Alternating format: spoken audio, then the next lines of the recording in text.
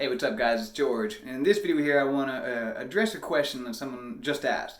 They were saying that this is driving them nuts, that they're continuing to smoke and dab and all that, even though it's, the effects are minimal to none. And in fact, they're hitting the dabs, they're smoking, really getting barely anything from it, any sensation at all, yet they continue to do it.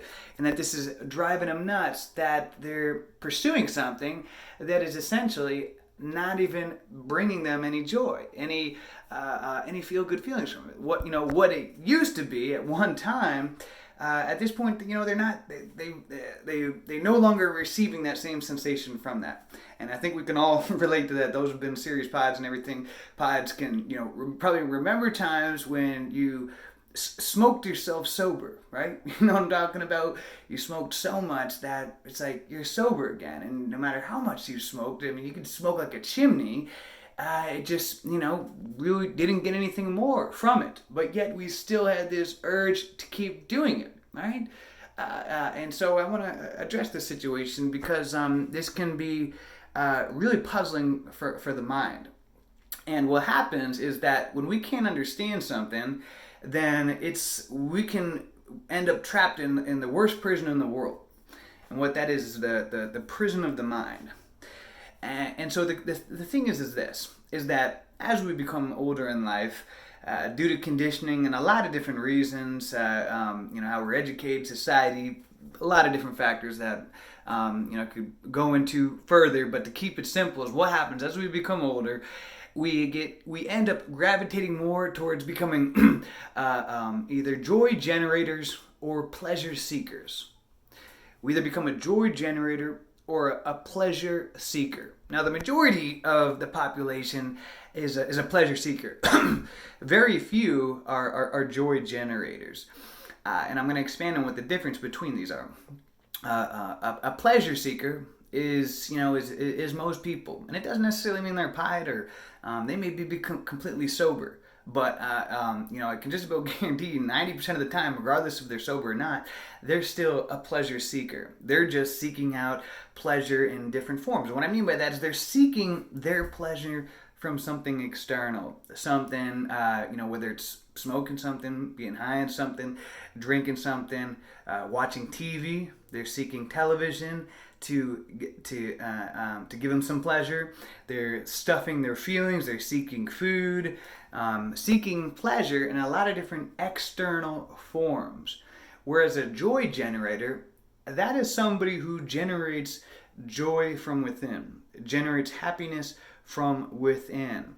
That you're instead of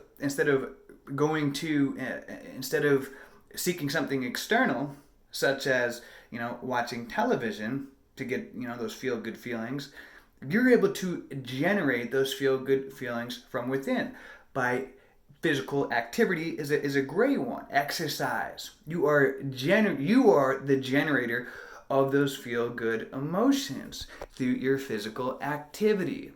Meditation. When you're meditating, you're going inwards. You're generating feel-good feelings from within. You are generating joy.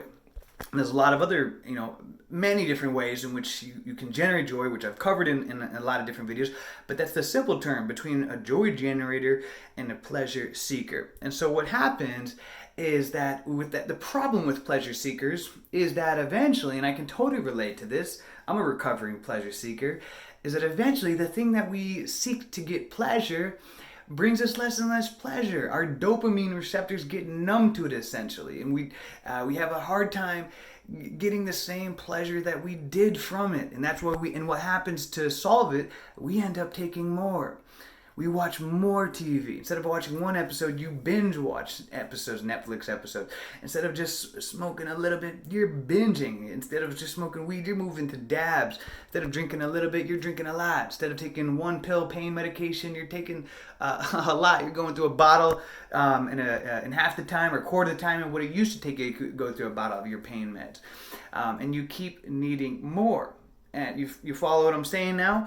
And so the trick is, and I'm trying to keep this simple and as short, the trick is you want to shift.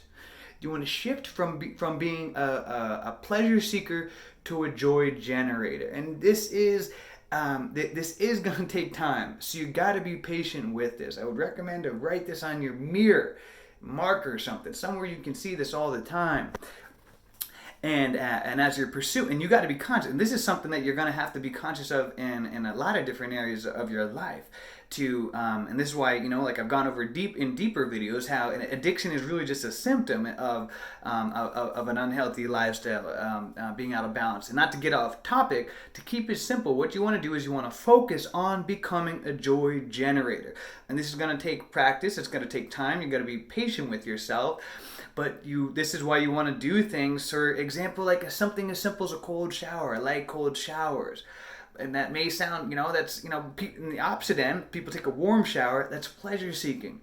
But if you take a cold shower, you're becoming a joy generator, because after you take a cold shower, it sucks in the while you're going through it, but afterwards you're gonna feel this high and energy that's incredible. And anybody that does cold showers knows what I'm talking about. This is one of just a million different scenarios, but throughout your day, ask yourself as you're making decisions, is this creating me to become a joy generator or a pleasure seeker?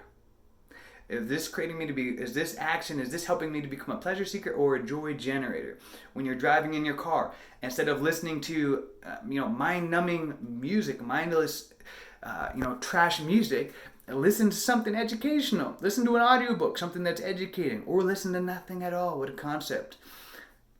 Simple, this may sound, but this is helping to make the shift. And this is going to address and help your situation of constantly needing more of those dabs and smoke. And this all is tied together.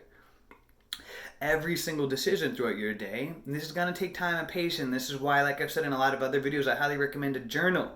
Journal and document your progress. Be forgiving of yourself. Celebrate every small win, but to make it a conscious effort of becoming a joy generator. Exercise. If you're not exercising every day, immediately, by the end of the day, exercise. No matter what, if you haven't, every day you need to exercise. That's the number one proven way to rebuild dopamine activity in the brain in becoming a joy generator. All right. So this is a simple answer to your question. I hope this helps. Instead of being a pleasure seeker, start working on making the shift to become a joy generator, and you'll see how this will, the benefits will bleed off and pour into every other area of your life. Your career, your relationships, your overall, and most importantly, your overall sense of well-being and happiness and peace. All right? Hope you're all having a great day. Until next time, let's make it a great day, a great week, a great month, a great year. Let's make it a great life.